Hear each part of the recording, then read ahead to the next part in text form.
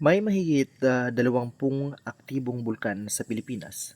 Pero alam mo ba kung alin ang pinakadelikado?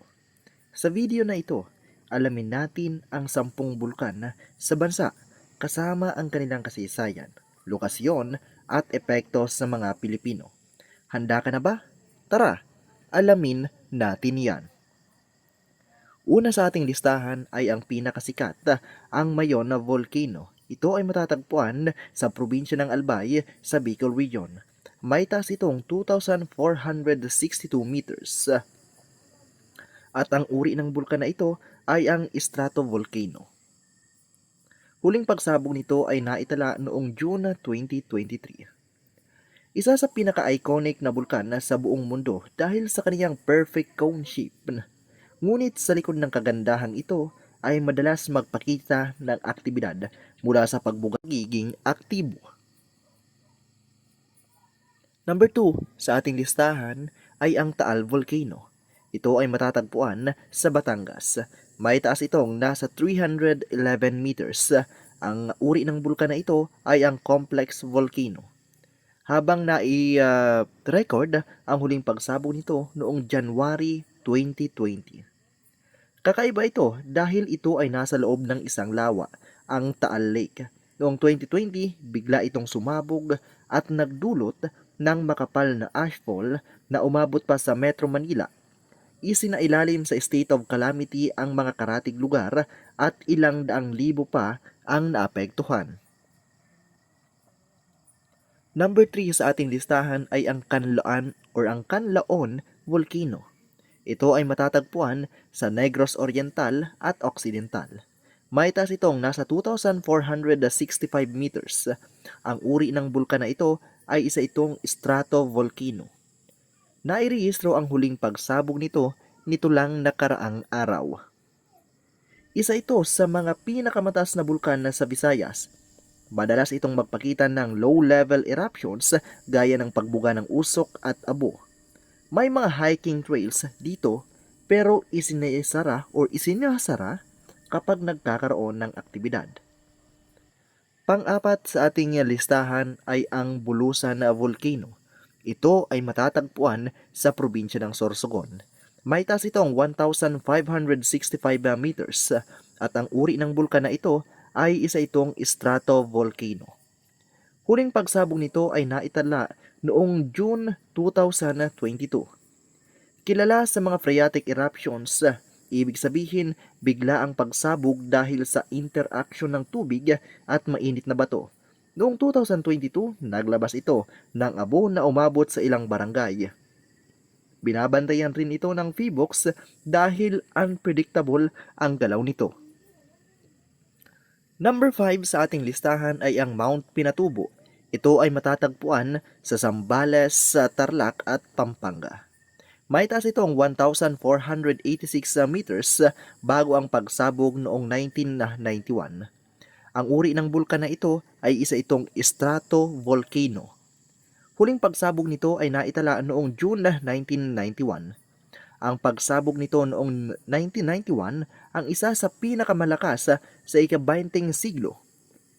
Mahigit 800 katao ang nasawi at milyong-milyong Pilipino ang naapektuhan.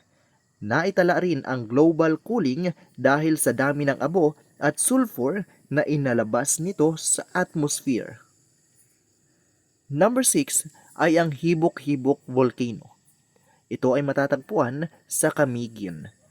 May taas itong 1,332 meters at ang uri ng bulkan na ito ay isa itong stratovolcano. Huling pagsabog nito ay noong pang 1953. Noong 1951, sumabog ito ng malakas na nagdulot ng landslide at pyroclastic flows. Mahigit sa 3,000 katao ang nasawi at bumaba ang populasyon ng Camiguin dahil sa takot. Ngayon, isa ito sa mga binabantayan na bulkan ng PHIVOLCS. Pampito sa ating listahan ay ang Smith Volcano or mas kilala rin bilang Mount Babuyan. Ito ay matatagpuan sa Babuyan Island sa Cagayan. May taas itong 688 meters. Ang uri ng bulkan na ito ay stratovolcano. habang ang huli nitong pagsabog ay noon pang 1924. Isa sa mga bulkan na malalayong or sa malalayong isla ng Babuyan.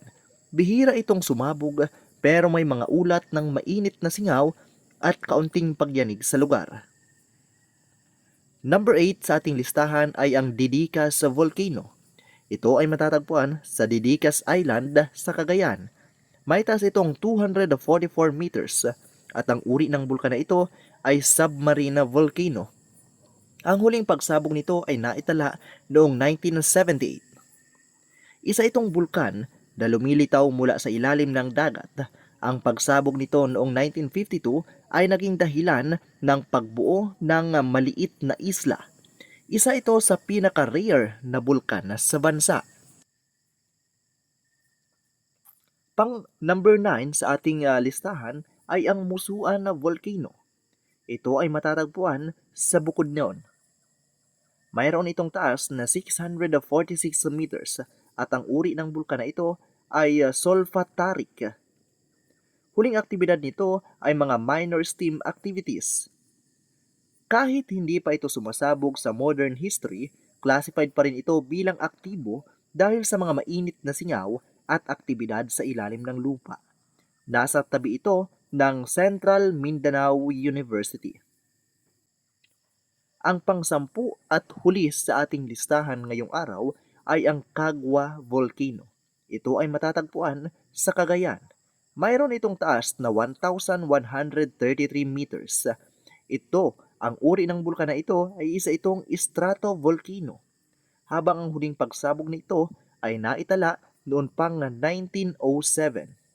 Bagamat matagal nang hindi na sumasabog, may mga aktibidad pa rin ito gaya ng paglabas ng sulfuric steam vents. Isa ito sa mga quiet but watch volcanoes sa bansa ng Pilipinas. Ang mga bulkan ay bahagi ng ating kalikasan. Dapat nating pag-aralan at paghandaan. Hindi lang ito tanawin, kundi babala na laging handa dapat ang bawat Pilipino. Ikaw, alin sa mga bulkan na ito ang malapit sa inyo? I-comment sa baba. At syempre, huwag kalimutang i-like, i-share at mag-subscribe para sa mas marami pang kaalaman. Ako si Alamin na Natina PH at ito ang ating kwento ngayong araw. Maraming salamat sa pakikinig at panunood ng ating video. Sa muli, God bless at keep safe everyone.